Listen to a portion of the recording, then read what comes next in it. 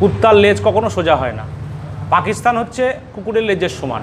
পাড়ার নেড়ি কুত্তা যেমন কামড়াতে এলে যেমনভাবে লাঠি দিয়ে প্রহার করা হয়, সেমন প্রহার চলবে পাকিস্তানের উপর। ভারত পাকিস্তানের মধ্যে যুদ্ধবিরতি ঘোষণা হলেও যুদ্ধবিরতি লঙ্ঘন করেছে পাকিস্তান। এরপরেই বিক্ষোভে ফেটে পড়ে দেশের মানুষ। সকলেই চাইছেন এর কড়া জবাব দিক ভারতীয় সেনা। নদিয়ায় সীমান্ত এলাকার মানুষদের মুখেও একই সুর দেখা গেল। কি ভাববো, এটা তো যেটা বললো যুদ্ধবিরোধী, যে ওরা বলেছিল যুদ্ধবিরোধী ওরা বন্ধ করবে, পরে যে অ্যাটাক করা হয়েছে এটা তো ঠিক না।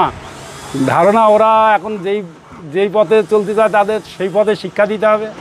আমরা চাই পাকিস্তান যেটা করতে চাচ্ছে তাকে শিক্ষা দিই। নদিয়ার কৃষ্ণগঞ্জ থানা এলাকার একাধিক সীমান্তবর্তী গ্রামের স্থানীয় বাসিন্দারা জানাচ্ছেন, সীমান্তের পরিবেশ এখন ঠিকই রয়েছে, অসুবিধার তেমন কোনো কারণ নেই। পাকিস্তান যেটা করেছে সেটা তার যোগ্য জবাবও পেয়েছে, তা দিয়েছে ভারতীয় সেনা। এরপরেও দুই দেশের মধ্যে যুদ্ধবিরতি ঘোষণা থাকলেও পাকিস্তান সেই যুদ্ধবিরতি লঙ্ঘন করে। পাকিস্তানকে এই যোগ্য জবাব নিশ্চয়ই দেবে ভারত সরকার। আমরাও সব সময় সমস্ত কিছুর জন্য সতর্ক ও প্রস্তুত রয়েছি।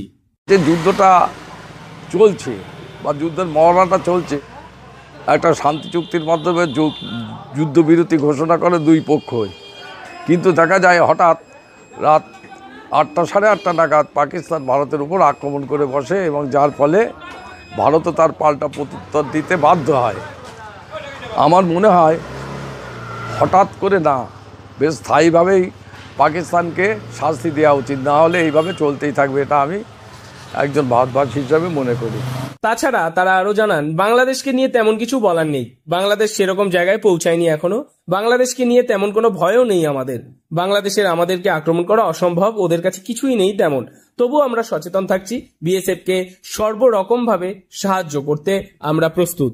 পাকিস্তান তো জঙ্গি কার্যকলাপে ওদের সেনাবাহিনী শাসন চলে না, গণতন্ত্র চলে না, জঙ্গিরা উগ্রবাদী শাসন চলে, সেটাই তো বোঝার বিষয়। পাকিস্তানের আজকে ভারতবর্ষে যত আক্রমণ হয়েছে জঙ্গি পুষ্ট সবই পাকিস্তানের, এবং কেন্দ্রীয় সরকার যে সিদ্ধান্ত নিয়েছে উচিত ছিল পাকিস্তানকে জঙ্গিদের সমূলে নিকেশ করে তারপরে যুদ্ধবিরতি ঘোষণা করা। যদিও আমরা চাই না যুদ্ধের পক্ষে কেউই, কিন্তু ভারতবর্ষের বুকে যে আঘাত আনছে, নিরীহ মানুষের যে প্রাণ যাচ্ছে, সেটা কেন্দ্রীয় সরকারের অন্তত এই যে আমরা সময় পেয়েছি, আরও আমরা চেয়েছিলাম যে আমাদের সরকার যে পাকিস্তানের যে জঙ্গি, সেই জঙ্গি কার্যকলাপ সমূলে ধ্বংস করে তারপর যুদ্ধবিরতি ঘোষণা করা উচিত ছিল।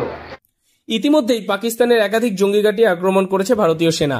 পাল্টা প্রত্যাঘাত করে বিফলে গিয়েছে পাকিস্তান সেনা। সেই কারণে গোটা দেশ জুড়েই, বিশেষ করে সীমান্তে কড়া নজরদারি চালাচ্ছে বর্ডার সিকিউরিটি ফোর্স। নদিয়া জেলার অনেকখানি এলাকা বাংলাদেশের সীমান্ত লাগোয়া রয়েছে। এই আপৎকালীন পরিস্থিতিতে সীমান্তে নজরদারি আরো জোরদার করেছে বিএসএফ। কুত্তার লেজ কখনো সোজা হয় না। পাকিস্তান হচ্ছে কুকুরের লেজের সমান। কারণ তাদের সরকার যখন ভারতবর্ষের সঙ্গে যুদ্ধে পেরে উঠছে না, তখন কিন্তু তারা বারবার ভারতবর্ষের সরকারের কাছে আবেদন করেছিল যে যুদ্ধবিরতি ঘোষণা করা হোক। সেই কথা মতো ভারতবর্ষের সরকার এবং পাকিস্তানের সরকার মিলে যুদ্ধবিরতি ঘোষণা করেছিল, কিন্তু পাকিস্তানের সেনাবাহিনী পাকিস্তানের সরকারের কথা শোনে না। তাই কিন্তু তারা রাতের বেলায় যুদ্ধবিরতি লঙ্ঘন করে একের পর এক ড্রোন পাঠায়। ভারতবর্ষের সরকার জবাব দিয়েছে। পাড়ার নেড়ি কুত্তা যেমন কামড়াতে এলে যেমনভাবে লাঠি দিয়ে প্রহার করা হয়, সেমন প্রহার চলবে পাকিস্তানের উপর। বিভিন্ন সীমান্তবর্তী গ্রামগুলিতে বাড়ি বাড়ি ঘুরে গ্রামবাসীদের সঙ্গে কথা বলেছে বিএসএফ। বাইরের কেউ এলেই সঙ্গে সঙ্গে স্থানীয় থানায় খবর দিতে বলা হয়েছে, জোর দেওয়া হয়েছে ইন্টেলিজেন্সেও। নদিয়া থেকে মৈনাক দেবনাথের রিপোর্ট, লোকাল 18 বাংলা।